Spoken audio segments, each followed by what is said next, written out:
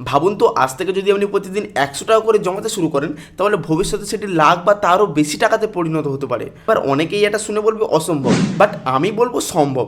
কিন্তু প্রশ্নটা হলো কিভাবে। এই কিভাবের উত্তরটা পেতে আজকে আপনাকে ভিডিওর প্রথম থেকে শেষ পর্যন্ত দেখতে হবে। আমি ভিডিওর মধ্যে পরিষ্কার করে সহজ ভাষায় বুঝিয়ে দেবো, জাস্ট আপনারা ভিডিওটা স্কিপ না করে দেখুন, দিলে সব বুঝতে পারবেন। এবার আমরা মেন ভিডিওর টপিকে আসি। এসআইপি কি, মিউচুয়াল ফান্ড কি, আর এই দুটির মধ্যে সম্পর্কটা কি, আর কেন লাখ লাখ মানুষ এতে বিনিয়োগ করে। বন্ধুরা, ভিডিওর শেষ পর্যন্ত থাকুন, কারণ শেষে এমন একটা ভুলের কথা বলবো যেই ভুলটা বেশিরভাগ বিনিয়োগকারীরা করে। ধরুন আপনি একা একটি বড় ঝুড়ি ফল কিনতে পারছেন না, এই 100 জন মিলে টাকা দিলেন, আর একজন অভিজ্ঞ ব্যক্তি টাকাটি নিয়ে গিয়ে সেরা সেরা ফলগুলি বেছে কিনে নিয়ে আনলেন। মিউচুয়াল ফান্ডও ঠিক এমনই। একটি ফান্ডে অনেক মানুষ টাকা জমা করে, আরেকজন পেশাদার ফান্ড ম্যানেজার ওই টাকাটি নিয়ে বিভিন্ন কোম্পানির শেয়ার, বন্ড বা অন্যান্য সম্পদে বিনিয়োগ করে। অর্থাৎ এখানে আপনাকে প্রতিদিন মার্কেট খুলে বসে থাকতে হচ্ছে না, আপনি একটা ফান্ডে টাকাটা ইনভেস্ট করছেন এবং ফান্ড ম্যানেজার ওই টাকাটি নিয়ে বিভিন্ন কোম্পানির স্টকে ইনভেস্ট করছেন, আর এখানে আপনাকে কিছুই করতে হচ্ছে না, বাট আপনি আপনার প্রফিটটা ঠিক পেয়ে যাচ্ছেন। এবার আমরা আসি এসআইপি কি। এসআইপি এর ফুল ফর্ম হলো সিস্টেমেটিক ইনভেস্টমেন্ট প্ল্যান।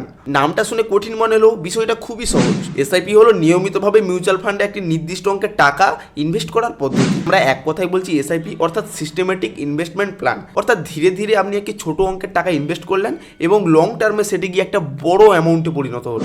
যেমন ধরুন একটি ফান্ডে আপনি প্রত্যেক মাসে 500 বা 1000 টাকা দিয়ে এসআইপি করলেন, মানে বাজার কখন উঠছে, বাজার কখন নামছে, এটা নিয়ে আপনাকে মাথা ঘামাতে হবে না। আপনি শুধু নিয়মিতভাবে এসআইপিটি ইনভেস্ট করবেন এবং লং টার্মে গিয়ে সেটি লাখ বা তারও বেশিতে পরিণত হবে। এবার যদি প্রশ্ন করি কেন এসআইপি করবেন, প্রথম কারণ ছোট অঙ্ক দিয়ে শুরু করা যায়। এখানে আপনাকে একসঙ্গে লাখ টাকা বা কোটি টাকা ইনভেস্ট করতে হচ্ছে না। দ্বিতীয় কারণ, নিয়মিত একটা বিনিয়োগের অভ্যাস তৈরি হবে, যেটা আপনার ভবিষ্যৎ লাইফের জন্য খুবই দামি একটি অভ্যাস। 3 নম্বর কারণ, বাজার ক্রাশ হলে বা বাজার পড়লে ওই একই টাকায় আপনি বেশি ইউনিট কিনতে পারবেন। দীর্ঘ সময়ে এটি গড় ক্রয় মূল্য কমাতে সাহায্য করে। ধরুন আপনি একসঙ্গে একটি ফান্ডে টাকা ইনভেস্ট করছেন, সেই সময় হয়তো ইউনিটের দামটা একটু বেশি, আপনি যে ইনভেস্টটা করছেন তাহলে ইউনিটটার দাম বেশি দিয়ে কিন্তু আপনি ইনভেস্ট করছেন। আর আপনি যখন লং টার্মে অর্থাৎ এসআইপি সিস্টেমেটিক ইনভেস্টমেন্ট প্ল্যান হিসাবে আপনি টাকাটা বিনিয়োগ করবেন, তাহলে নিয়মিত কিন্তু বাজার উঠছে নামছে, বাজার উঠছে নামছে, অর্থাৎ আপনি একই টাকায় যখন বাজার পড়ছে তখন আপনি একসঙ্গে অনেক ইউনিট কিনতে পারছেন, আবার যখন বাজার উঠছে তখন কম ইউনিট কিনতে পারছেন। এভারেজ ধরতে গেলে আপনার কেনার যে মূল্যটা সেটা কিন্তু অনেকটাই কমে যাবে। এবার 4 নম্বর কারণ, যেটা শুনলে আপনি আজকের থেকে ইনভেস্ট করা শুরু করবেন লং টার্মে, অর্থাৎ আপনি যদি দীর্ঘদিন টাকাটি ইনভেস্ট করে রাখেন তাহলে আপনি এখান থেকে চক্রবৃদ্ধি সুদ পাবেন, বা এক কথায় কম্পাউন্ডিং ইন্টারেস্ট।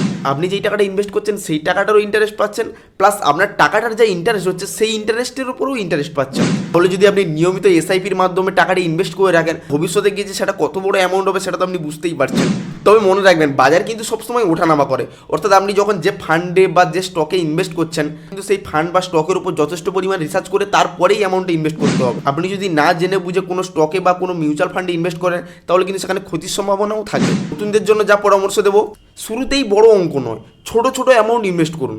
প্রথমে বিষয়টি ভালোভাবে শিখুন। এই বছর আপনি 100 টাকা করে এসআইপি করুন, পরের বছরে 200 টাকা করে, তারপরের বছর 300 টাকা করে। এভাবে ধীরে ধীরে শিখবেন এবং ধীরে ধীরে এসআইপির অ্যামাউন্টটা বাড়াবেন, যাতে লং টার্মে একটা বড় ধরনের ক্যাপিটালে তৈরি হয়। ইনভেস্ট করার আগে আপনাকে কিন্তু একটা ইমার্জেন্সি ফান্ড রাখা অবশ্যই দরকার, যাতে হঠাৎ কোনো টাকার দরকার হলে বা হঠাৎ বিপদে পড়লে আপনাকে ওই মিউচুয়াল ফান্ড বা ওই শেয়ার থেকে টাকাটা না উইথড্রল করতে হয়। ইমার্জেন্সি ফান্ডে কিছুটা অ্যামাউন্ট রাখলেন, আপনার যখন টাকার প্রয়োজন হবে আপনি ওই ইমার্জেন্সি ফান্ড থেকেই টাকাটা নেবেন, কিন্তু নিজের লক্ষ্য ঝুঁকি বোঝার পর বিনিয়োগ করুন। তাহলে আজ জানলেন মিউচুয়াল ফান্ড কি, এসআইপি কি, আর এগুলো কেন এত মানুষ ব্যবহার করে। পরের ভিডিওগুলোতে দেখাবো কিভাবে মিউচুয়াল ফান্ডগুলি বেছে নেবেন এবং কিভাবে নিরাপদে এসআইপি শুরু করবেন। আর বন্ধুরা, ভিডিওটি ভালো লেগে থাকলে লাইক করবেন, চ্যানেলটি সাবস্ক্রাইব করবেন, আর কমেন্টে অবশ্যই জানাবে যে আজ থেকে কি আপনি এসআইপি শুরু করতে চান।